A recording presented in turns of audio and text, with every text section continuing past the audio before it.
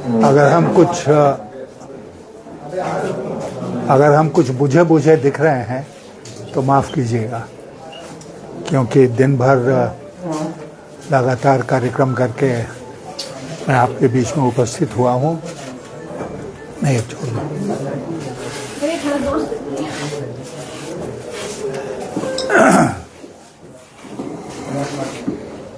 आज सबको पता होगा कि मैं यहाँ पर अजमल बल्खी के प्रचार में आया था। साथ में बाबर खान जी भी मिल गए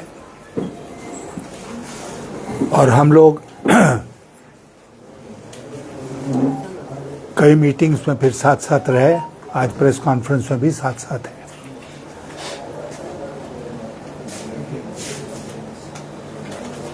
अजमल बल्खी जी अभी हाल के दिनों में मुझसे मिलने आए थे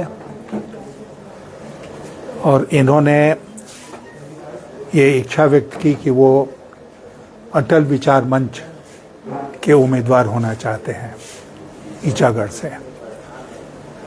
मेरी इनकी बातचीत हुई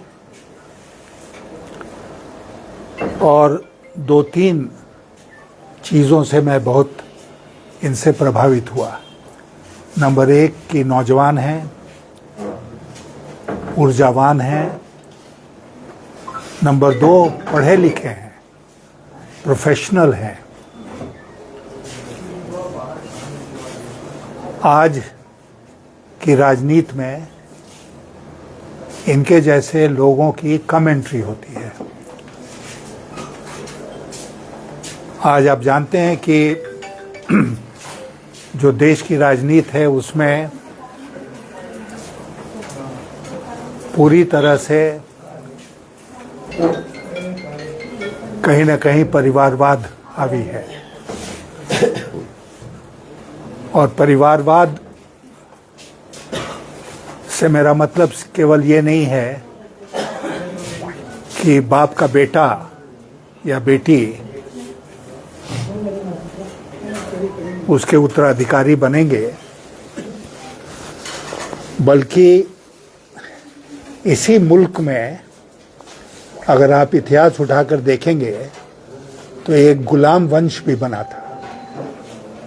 गुलाम वंश का भी शासन एक अरसे तक चला था इस मुल्क में। कुतुबुद्दीन ऐबक, जो इतिहास के विद्यार्थी रहे उनको याद होगा, वो गुलाम थे। बलबन उसके बाद बने, वो उनके गुलाम थे। उसके बाद 2-3 पीढ़ियाँ गुलामों की गुलाम वंश चलाती रही जब तक उसका अंत नहीं हुआ। भारतीय जनता पार्टी आज उसी गुलाम वंश की तरह है। परिवारवाद का वो विरोध करते हैं, लेकिन गुलामी के पक्षधर हैं। भारतीय जनता पार्टी रास्ते से भटक गई है। जो अटल जी की भारतीय जनता पार्टी है थी, वो भारतीय जनता पार्टी आज के दिन नहीं है। और जब हमने इसको महसूस किया तो मैंने भारतीय जनता पार्टी से अपना रास्ता अलग कर लिया।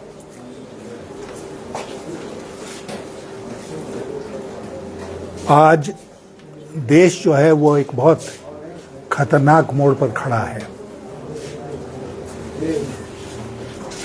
और अगर उसी गलत दिशा में हम आगे बढ़ते रहे और सरकार बढ़ाती रही तो फिर आने वाले दिन देश के लिए बहुत मुश्किल वाले दिन होंगे। मैं अभी एक सभा में कह रहा था कि हमारा देश जो है वो एक खूबसूरत गुलदस्ते के जैसा है, जिस गुलदस्ते में नाना प्रकार के फूल लगे हुए हैं। और गुलदस्ता इसलिए खूबसूरत है क्योंकि उसमें नाना प्रकार के फूल लगे हैं। आज जो कोशिश हो रही है वो हो रही है कि उस गुलदस्ते में एक ही फूल रहे, और वो फूल उसके बाद उसका जो गुलाम है वो उस गुलदस्ते में स्थापित हो। हम लोग इसका विरोध करते हैं और इसीलिए मैंने ठाना है कि उम्र दराज होने के बावजूद मैं इस चुनाव में अपनी भरपूर कोशिश करूंगा कि यहाँ पर जो सेक्युलर ताकतें हैं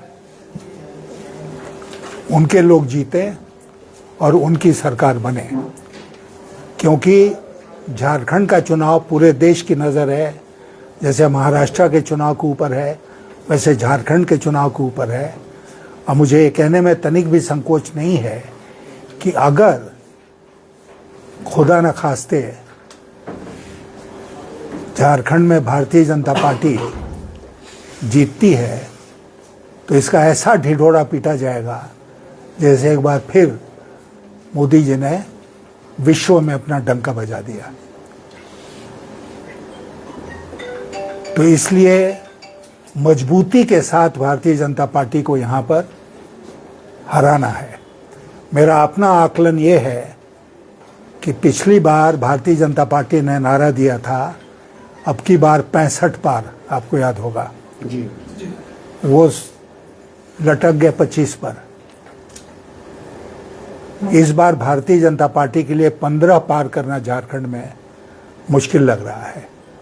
वो जितना भी परिश्रम कर ले, जितने नेता आकर घूम के चले जाए, झारखंड की जनता बेवकूफ़ नहीं बनने वाली है, जुमलों के चक्कर में नहीं पड़ने वाली है, सोच समझकर फैसला करने वाली है।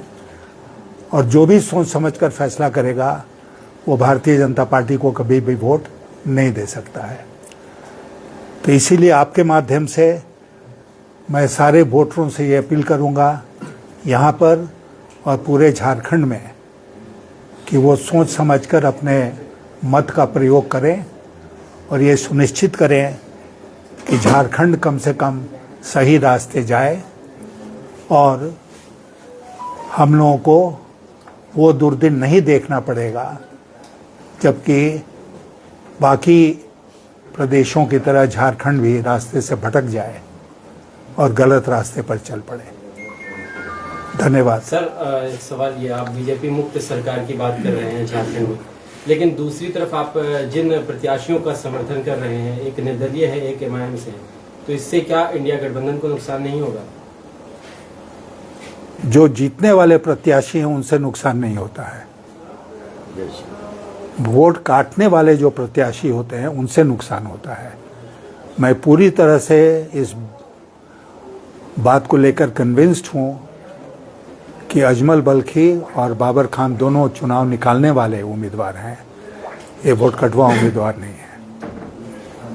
सर, अभी तक आरोप जो लग रहा है कि ये लोग चुनावी मैदान में कहीं न कहीं इंडिया गठबंधन को नुकसान पहुंचा सकते हैं। नहीं, वही सवाल आपने रिपीट किया। आप आश्वस्त है पूरी तरह इनकी जीत को लेकर? मैं पूरी तरह इनकी जीत को लेकर, नहीं तो 90 साल की उम्र में आज मैं दिन भर इनके साथ इस क्षेत्र में नहीं घूमता। मैं कहता कि मैं हजारीबाग में बैठकर ही स्टेटमेंट इशू कर देता हूं, लेकिन वो मैंने नहीं किया। मैं आया हूं और मैंने जो ज़मीनी हकीकत देखी है उससे मैं कन्विंस्ड हूँ कि ये दोनों उम्मीदवार सीट निकालने वाले उम्मीदवार हैं। अब हार जीत को कोई गारंटी के ले सकता है क्या? कहीं पर भी किसी सीट पर कोई नहीं ले सकता है, लेकिन उम्मीद हमारी है पूरी कि ये दोनों उम्मीदवार सीट निकालने वाले हैं और बढ़िया से सीट निकालने वाले हैं। इन दोनों की जीतने से सर अटल विचार मंच मजबूत होगी, क्या लगता है आपको?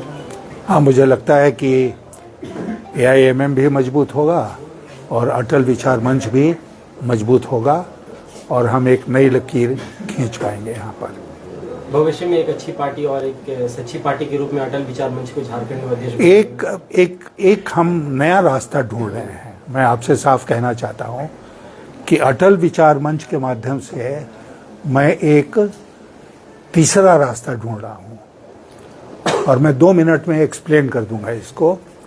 एक तरफ इंडिया गठबंधन है और एक तरफ NDA है। यही दो गठबंधन आज पूरे मुल्क में एक दूसरे के आमने सामने हैं।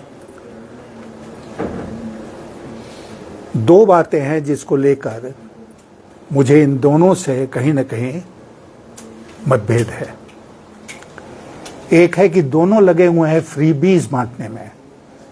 कंपटीशन किस बात की है कि हम तुमको 2000 देंगे तो कोई कहता है हम तुमको 2500 देंगे, हम तुमको मुफ्त में ये देंगे, हम तुमको मुफ्त में वो देंगे। ये जो जुमलेबाजी हो रही है, इसमें कहीं किसी ने बताया कि इसका बजट के ऊपर क्या असर पड़ेगा, देश के बजट के ऊपर या प्रदेश के बजट के ऊपर। आप जानते हैं कि मैं फाइनेंस का आदमी हूं और सबसे पहली चिंता जो मैं पहले भी करता था, आज भी करता हूं, कि कोई भी घोषणा करने के पहले ये सोच लो कि इसके संसाधन कहां से आएंगे, कहां से आएंगे। कोई एक्सप्लेन कर रहा है कि हम सब कुछ मुफ्त में देंगे। आज मैं आपके सामने बैठकर घोषणा करूं कि मैं सबको हर चीज उपलब्ध करा दूंगा, घर दूंगा, बिजली फ्री दूंगा, फर्नीचर फ्री दूंगा, खाना फ्री दूंगा, दे ही रहे हैं, यातायात फ्री कर दूंगा, कोई नौकरी करने की किसी को जरूरत ही नहीं है, तो ये देश भिखमंगों का देश बनेगा। ऊर्जावान मेहनतकश लोगों का देश नहीं बनेगा, ये भिखमंगों का देश बनेगा। और अभी मोदी जी का एक बयान आया कि उन्होंने गरीबी के ऊपर काबू पा लिया है। देश में गरीबी रेखा के नीचे मात्र 5 करोड़ लोग बचे हैं। तो एक प्रश्न उठता है ना, जो आपको ये पूछना चाहिए, हमको ये पूछना चाहिए कि 5 ही करोड़ लोग गरीबी रेखा के नीचे हैं, तो 80 करोड़ लोगों को आप मुफ्त का भोजन क्यों दे रहे हैं, क्यों दे रहे हैं?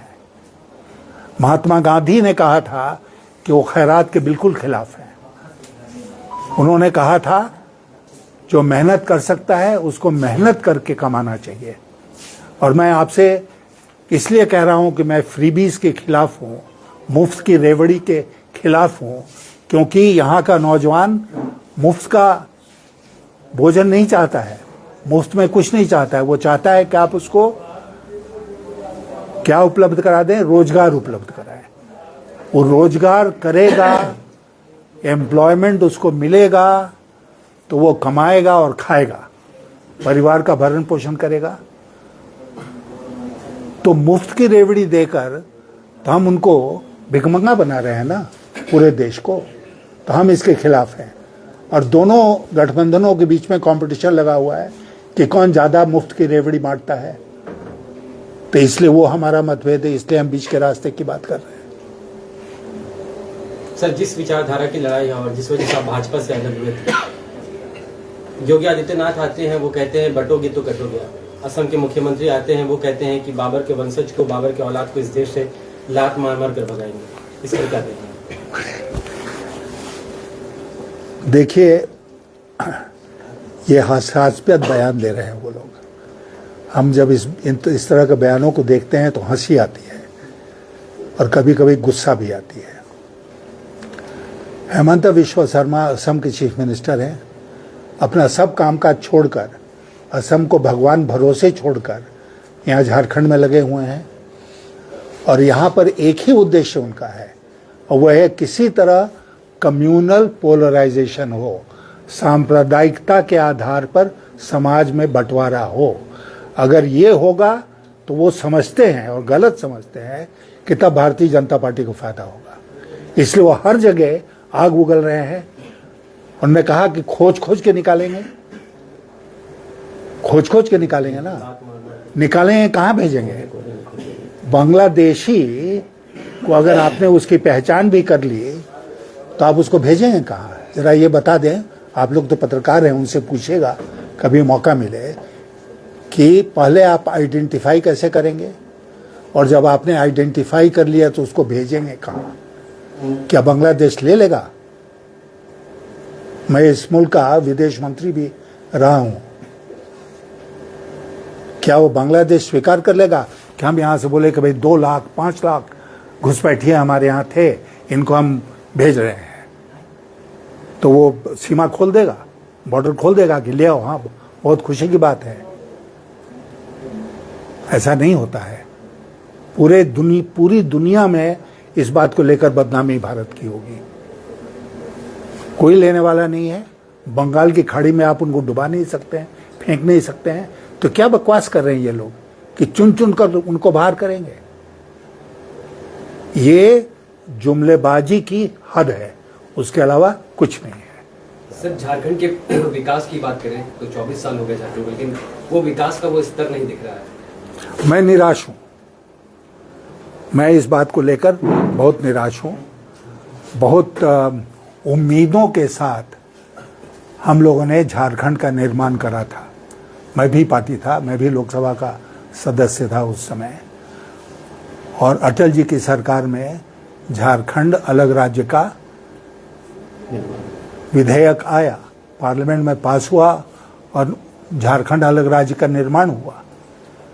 लेकिन आप सही कह रहे हैं कि जिन उम्मीदों के साथ हमने अलग राज्य का निर्माण किया, वो उस पर हम खरे नहीं उतरे। झारखंड को जितनी तरक्की कर लेनी चाहिए थी, वो तरक्की झारखंड ने नहीं की। झारखंड जब प्रदेश बना था अलग, तो झारखंड एक सरप्लस बजट वाला स्टेट था। आप लोगों को याद होगा, यहीं के मृगेंद्र प्रताप सिंह पहले वित्त मंत्री बने थे झारखंड के, और मैं केंद्र में वित्त मंत्री था। उनसे बातचीत होती थी और इस बात की बड़ी खुशी थी कि सरप्लस स्टेट है, बजट के मामले में सरप्लस स्टेट है, तो ये स्टेट तो बहुत दूर तक जाएगा। लेकिन धीरे धीरे करके सरप्लस खत्म हो गया, घाटे में चले गए, और जिस दिशा को हमको पकड़ना चाहिए था उस दिशा को हम नहीं पकड़ पाए, और झारखंड जो है वो भ्रष्टाचार का केंद्र बनता चला गया। आज झारखंड की सबसे बड़ी जो समस्या है वो है भ्रष्टाचार। रोजमर्रे के आधार पर हर किसी के जीवन में आप महसूस करते हैं कि कहीं ना कहीं आपका भ्रष्टाचार से टकराव हो रहा है, आपका काम नहीं हो रहा है प्रशासन के द्वारा, सरकार में, क्योंकि वो पैसे मांगते हैं। तो इस बात को लेकर अफसोस है, क्योंकि जब तक भ्रष्टाचार खत्म नहीं होगा तब तक झारखंड या कोई भी प्रदेश या देश आगे नहीं बढ़ सकता है तेजी के साथ। सर, वक्फ बोर्ड के अमेंडमेंट बिल में आपका क्या है सर? हमारा स्टैंड है कि ये एक खास समुदाय के साथ छेड़खानी है और कुछ नहीं है, और इसलिए मैं इस बात को नहीं कह रहा हूं कि मेरे बगल में अजमल तलखी बैठे हैं और इस तरह बाबर खान बैठे हैं। जब सीए आया था ना, सिटीजनशिप अमेंडमेंट एक्ट, तो मैं अकेला ऐसा आदमी था पूरे देश में जो गेटवे ऑफ इंडिया मुंबई से काफिला लेके चला, और महाराष्ट्र, गुजरात, राजस्थान, उत्तर प्रदेश होते हुए हमने दिल्ली में प्रवेश किया था, सीए के खिलाफ अलख जगाते हुए हर जगह। तो वो इसलिए नहीं किया था कि यहाँ से अजमल उम्मीदवार होंगे या बाबर खान उम्मीदवार होंगे, इसलिए मैंने किया था कि मुझे लगा कि ये गलत काम हो रहा है। आज भी मुझे लगता है कि बहुत सारे गलत काम हो रहे हैं, और इसीलिए एक तीसरे विकल्प की ज़रूरत है, जो अटल विचार मंच के माध्यम से हम लोग देने का प्रयास कर रहे हैं और आगे इसको और बढ़ाएंगे। सर, झारखंड में अटल विचार मंच के कितने प्रत्याशी खड़े हैं? 9 प्रत्याशी खड़े हैं पूरे झारखंड में। मॉब लिंचिंग की घटनाएं भी होती हैं, इसको किस प्रकार से देखते हैं? बिल्कुल गलत है, नहीं होना चाहिए।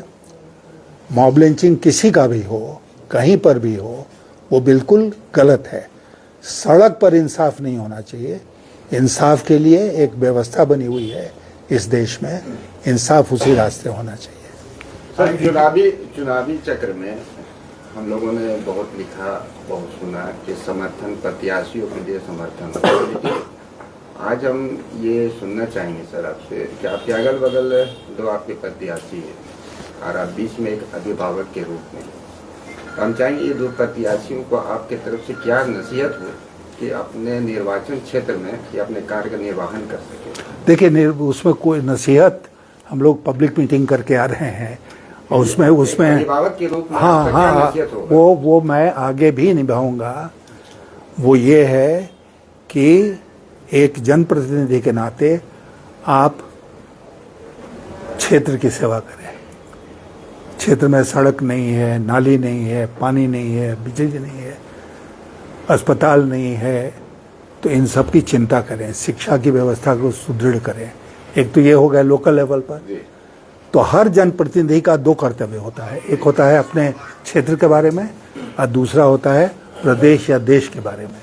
तो ये जाएंगे चुन के जब झारखंड की विधानसभा में, तो वहाँ पर अपने क्षेत्र की बात उठाएंगे और साथ ही साथ पूरे झारखंड की भी चिंता करेंगे कि झारखंड प्रदेश को आगे कैसे बढ़ाया जाए। ये इनकी चिंता का एक बहुत महत्वपूर्ण अंग होना चाहिए। तो ये दो इस तरह की चीज़ें हैं जो हर जनप्रतिनिधि को करना पड़ता है और मुझे पूरा विश्वास है कि ये दोनों भी करेंगे। धन्यवाद।